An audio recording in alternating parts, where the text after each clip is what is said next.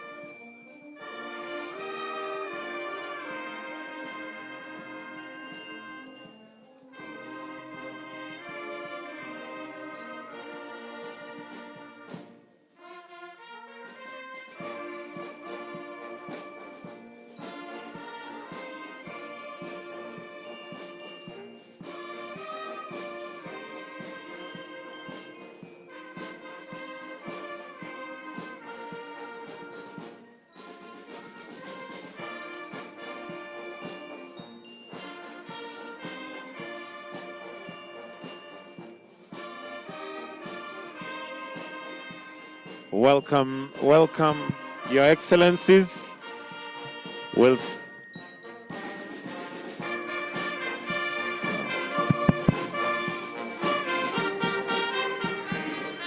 Welcome, Your Excellencies.